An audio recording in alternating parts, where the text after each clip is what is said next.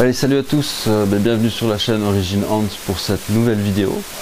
Je vais déjà commencer par un petit coup de piqûre de rappel. N'oubliez pas évidemment de vous abonner à la chaîne, liker, partager, de cliquer sur les liens que vous pouvez retrouver sous la vidéo, que ce soit le lien Tipeee qui nous permet de mettre un peu de beurre dans les épinards pour faire fonctionner la chaîne YouTube et tous nos projets, ou le lien de la boutique, le lien du blog, ainsi de suite, qui vous permettent d'en savoir un peu plus à notre sujet. Bon, sur ce, on va en revenir à la vidéo. Je voulais vous faire une petite vidéo un peu particulière aujourd'hui, parce que je voulais vous parler d'une chose qui me semble fondamentalement indissociable de la myrmécologie et que je pense beaucoup de jeunes myrmécologues ont tendance à oublier aujourd'hui. C'est tout simplement les livres. Alors ça peut paraître un peu con comme ça, mais je me suis rendu compte d'une chose, c'est que dans les plus jeunes, la plupart sont renseignés principalement sur internet, sur YouTube et autres. Alors internet, je suis le premier à dire que c'est fantastique, c'est magique. Maintenant, il ne faut jamais oublier que internet, c'est un peu la foire à la saucisse aussi, et que tout le monde peut dire tout et n'importe quoi. Et que les gens les plus loquaces, les plus présents ne sont pas forcément, je ne dis pas qu'ils ne le sont pas, mais ils ne sont pas forcément les mieux renseignés.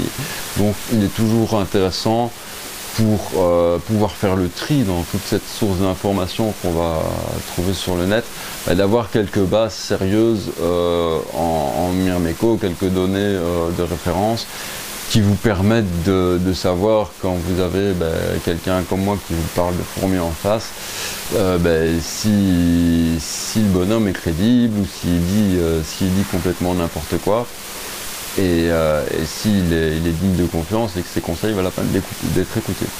Donc c'est pourquoi je voulais vous parler un peu de ma petite collection de livres de myrmécologie.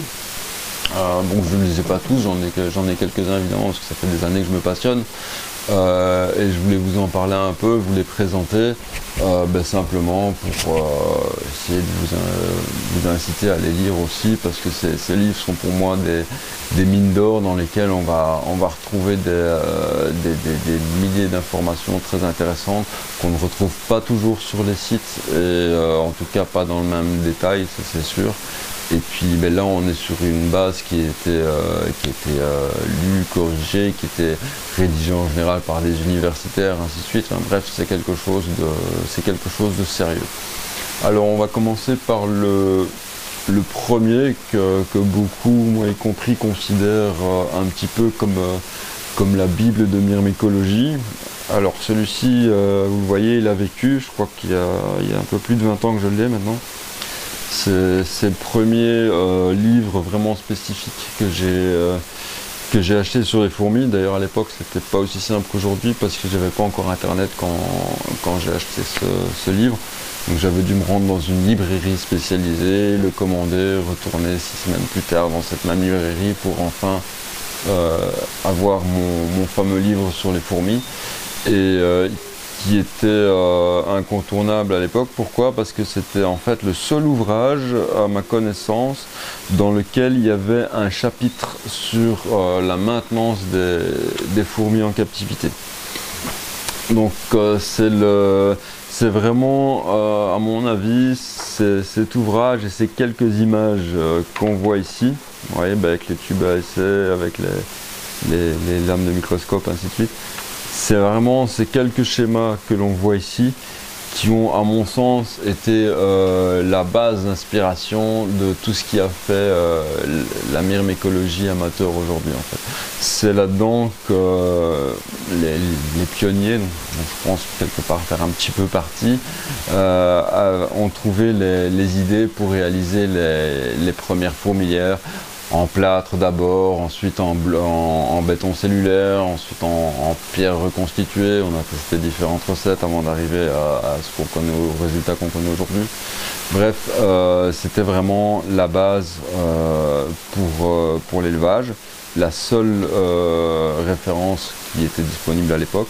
Et ce livre est un livre plutôt généraliste, donc il ne va pas parler d'une espèce en particulier, il parle vraiment des fourmis en général sur tous les points de vue, donc au point de vue biologique, au point de vue, il va souligner pas mal d'espèces un peu particulières, un peu hors normes, que ce soit par leur taille, par leur comportement. Donc c'est vraiment un ouvrage de référence pour moi incontournable pour quiconque s'intéresse un peu à la myrmécologie. Donc celui-là, ça reste vraiment le livre de référence. Donc c'est celui de Berthold Dobler et Edward Wilson, qui malheureusement nous a quittés il y a quelques mois, je pense, si ma mémoire est bonne. Donc c'était un très grand monsieur, très compétent en myrmécologie, en sociologie, éthologie, ainsi de suite. J'ai lu pas mal de livres de Wilson, d'ailleurs pas seulement sur les fourmis. C'est vraiment un auteur que j'apprécie beaucoup.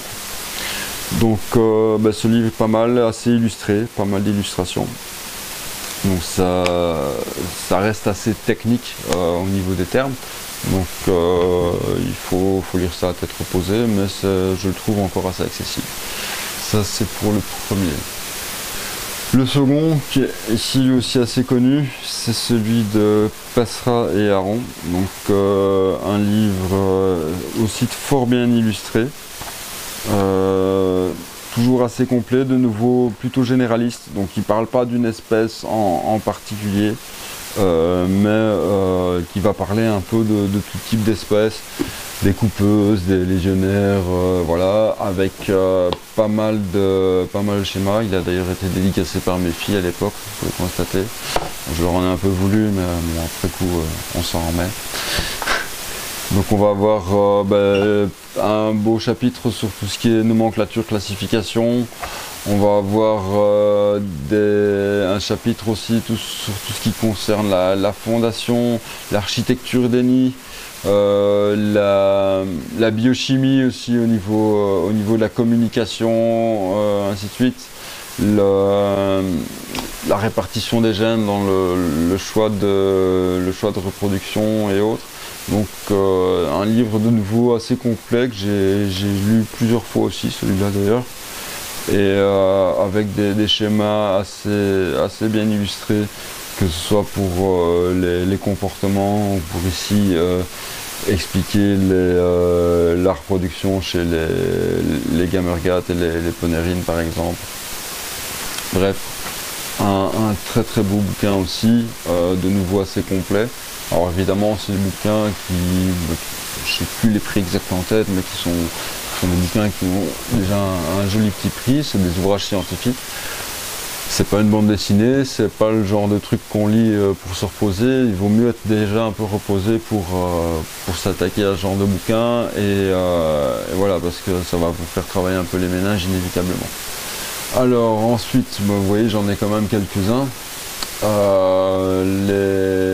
J'en ai regroupé un petit peu. Donc j'ai quelques livres ici qui me servent de guide en fait. Ils sont plutôt des guides de terrain. Donc cette série de livres-ci, c'est plutôt des livres qui vont servir à l'identification des espèces sur le terrain. Alors le premier ici, c'est un qui est spécifiquement destiné à la Belgique, puisqu'il a été édité par le Musée des sciences naturelles de Belgique. Et c'est en fait une clé de détermination. Donc c'est clairement un outil qui vous permet de déterminer les espèces que l'on retrouve en Belgique. Donc il y a, je pense que c'est 82 espèces qui sont décrites dedans, les 82 espèces qu'on retrouve en Belgique. Et une clé de détermination, en fait, c'est quoi? C'est un outil qui va vous permettre, par élimination, de trouver à quelle espèce vous avez affaire. Donc ça fonctionne comment? Vous allez avoir au début quelques critères de différenciation. Voilà, ça commence ici avec le traditionnel segment entre le thorax et l'abdomen, qui est un organe qu'on va vraiment regarder pour différencier les différents groupes de fourmis.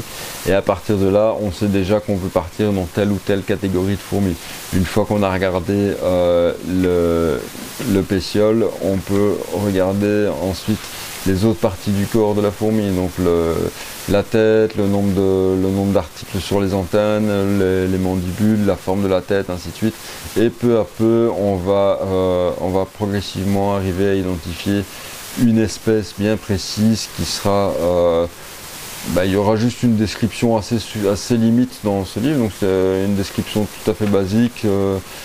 Voilà, donc je prends le premier ici, monorium, ouvrir jaunâtre, c'est commune, voilà, donc on va avoir une petite description de la taille, espèce cosmopolite, présent dans les bâtiments, voilà, donc c'est vraiment des informations fort succinctes, on ne va pas trouver un texte complet sur l'espèce, mais au moins on sait l'identifier, et à partir de là, on a le nom complet et on peut entamer d'autres recherches sur cette espèce si l'on souhaite.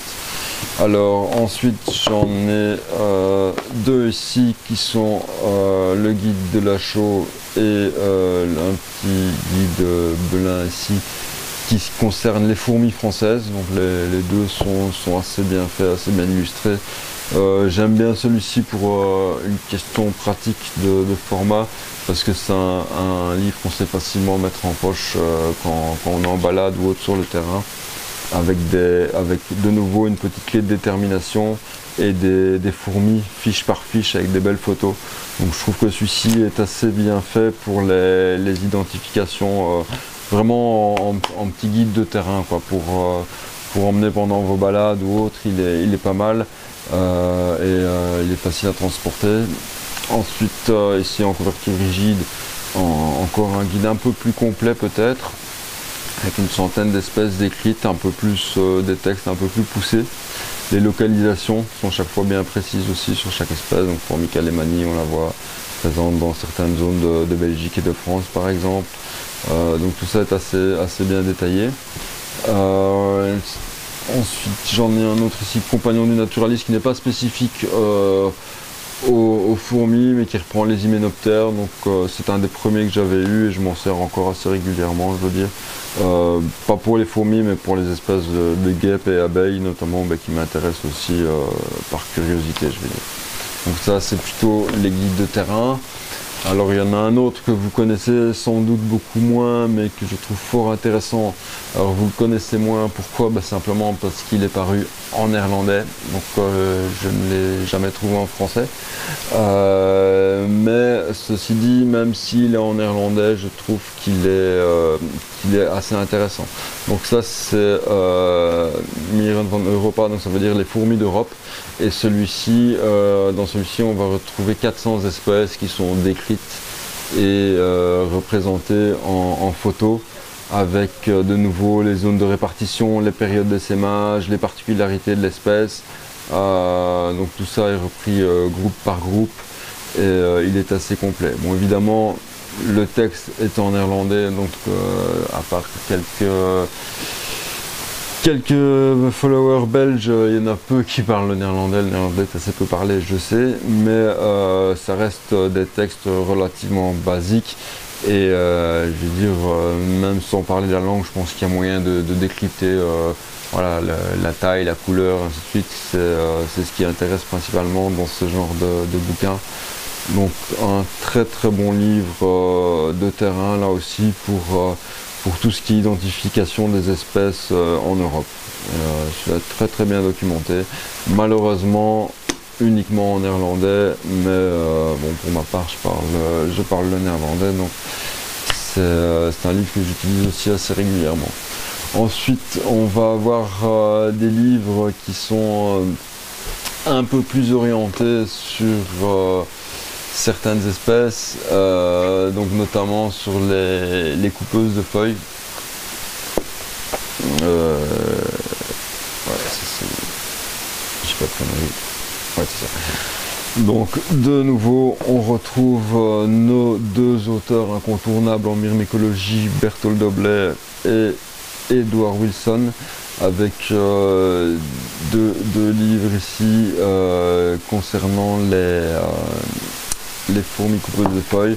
Celui-ci est en anglais, par contre celui-ci est disponible en français. Donc là, un livre très intéressant qui parle exclusivement des coupeuses. Donc si vous voulez vous lancer dans l'élevage des coupeuses, Acromyrmex ou Atta, celui-ci je vous conseille très vivement. Vous allez y apprendre énormément de choses concernant les coupeuses, le champignon, le mode de reproduction, ainsi de suite. Il est très complet, très bien fait.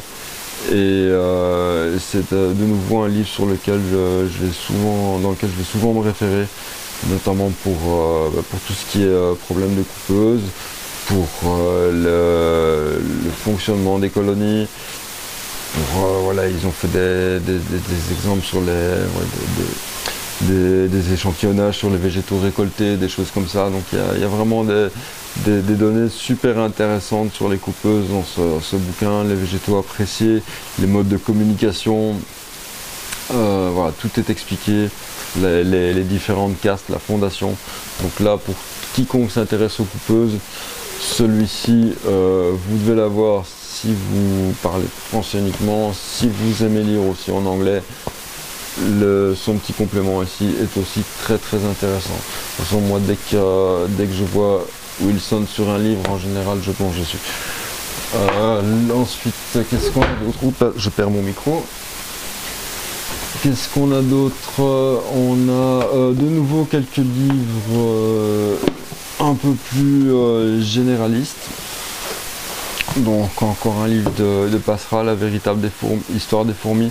Celui-ci est relativement peu illustré, mais de nouveau très intéressant aussi. Il y a chaque fois des points qui sont abordés, qui reviennent dans les différents livres, mais vus par un auteur différent.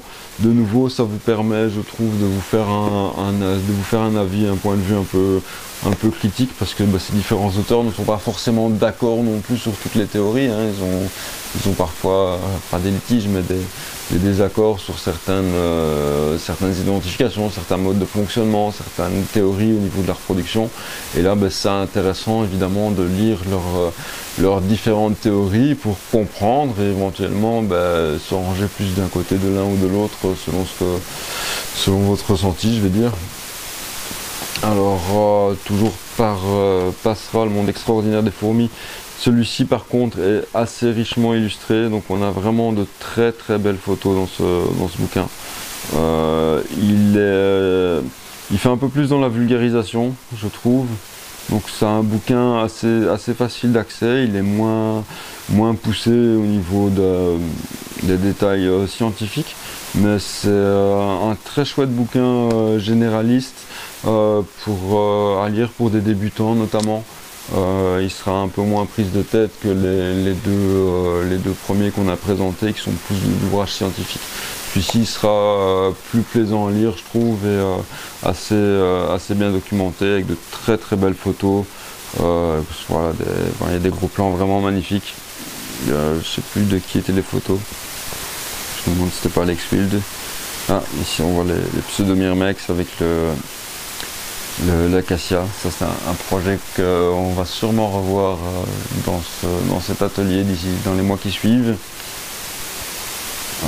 Ça parle un peu coupeuse, ça parle les fourmis du désert, les différents systèmes d'orientation, différentes expériences qui ont été faites sur les fourmis. Celui-là est assez sympa aussi. Toujours deux livres généralistes, donc Laurent Keller, Elisabeth Gordon, La vie des fourmis, et Rémi Chauvin, Le monde des fourmis. Donc forcément, en tant que passionné, j'ai pris autant de plaisir à les lire l'un que l'autre. De nouveau des livres vraiment bien complets. Donc ça, faut pas avoir peur, on les trouve assez facilement sur Amazon notamment. Ensuite, j'ai des livres un peu plus spécifiques. Voilà, comme le petit livre ici, Fourmis des bois, de Daniel Cherix et Arnaud Meder. Donc ça, c'est vraiment une étude qui a été faite sur les formica dans le parc jurassien vaudois, donc les formica en Suisse. C'est sur la fourmi rousse européenne et c'est excessivement bien fait aussi, bien documenté, très précis. Et on apprend pas mal de choses sur voilà, les formica, les fourmis rousses en général, la fondation, organisation de la fourmilière, la prédation sur les autres insectes et autres. Donc ça c'est très très très intéressant. Un livre un peu plus récent ici, puisqu'il est sorti il y a un an, je dirais maximum, je pense. Combattre, sauver, soigner. Donc ça c'est une histoire qui concerne une étude, les fourmis matabele, si je... ouais, les fourmis matabele en Afrique. Donc c'est une fourmi type ponérine qui attaque les termites. Et chez qui le chercheur, donc Eric Frank ici, a constaté un comportement assez inédit, puisqu'il a constaté que ces fourmis ramenaient les ouvrières blessées après les raids et soignaient les ouvrières blessées. Donc elles arrivent à faire une sélection des ouvrières qui sont soignables et les ramener au nid après les raids. Et il a poussé l'étude pour voir comment ces fourmis étaient soignées, quel était le taux de survie, quel était l'intérêt à faire cette action. Et que devenaient ces fourmis soignées après leurs blessures. Donc c'est très très très intéressant aussi. C'est un livre qui est écrit un peu, peut-être plus écrit un peu comme un roman, parce qu'il y a toute une série de péripéties sur ce qui se passe dans la station d'études, parce que ça se passe en Afrique et il va y avoir des événements assez typiques de l'Afrique malheureusement qui vont être exposés au combat, mais non plus des fourmis, mais des différentes peuplades locales, et ils vont devoir à un moment donné arrêter les études, les reprendre après, enfin soit. C'est un très chouette livre aussi, de nouveau assez sympa à lire, plutôt type histoire, roman. Donc c'est pas un livre trop compliqué, c'est fort accessible et vraiment intéressant parce que c'est un comportement très très inédit qui est décrit là-dedans. Alors on continue avec encore un livre de Passera et Alex Wild. Donc Alex Wild, pour ceux qui connaissent, c'est un des plus grands photographes au niveau myrmécologie. Donc il va faire des photos vraiment exceptionnelles. Voilà, très joli bouquin. Donc c'est pas le plus complet, mais au niveau photo il est assez sympa. Et ensuite ici il me reste deux livres plus spécifiques. Donc celui-ci, Fire Ants de Walter Schinkel, que j'ai pas fini parce que bon, l'anglais, je suis novice et c'est relativement indigeste, mais le sujet me passionne. Ce livre est consacré uniquement aux fourmis de feu. Donc ceux qui me connaissent savent que je m'intéresse particulièrement aux espèces invasives et les fourmis de feu en font partie. Et ça c'est une étude vraiment très poussée sur les fourmis de feu. Donc là il faut déjà un bon petit niveau en myrméco pour l'aborder, je vais dire, parce que sinon vous allez vous arracher les cheveux. Ensuite, qu'est-ce qu'on a encore? Le livre de Mark Moffett, de nouveau un livre un peu plus généraliste, qui parle notamment pas mal des Carabera, les légionnaires asiatiques, c'est une des spécialités de Mark Moffett. Et d'autres fourmis assez bien illustrées, mais toujours en anglais aussi. Donc voilà, ça parle des œcophiles, ça parle de différents types d'esclavagistes. Et ça, c'était un petit bouquin que j'ai trouvé sur un salon Terrario, en fait, en anglais, avec un petit folder qui était fait par des néerlandophones, Bianca Drenske et Dirk Drenske, donc qui sont des néerlandophones qui ont fait un petit dépliant assez sympa sur l'élevage des fourmis en captivité. Il est en anglais, donc c'est un chouette petit livre.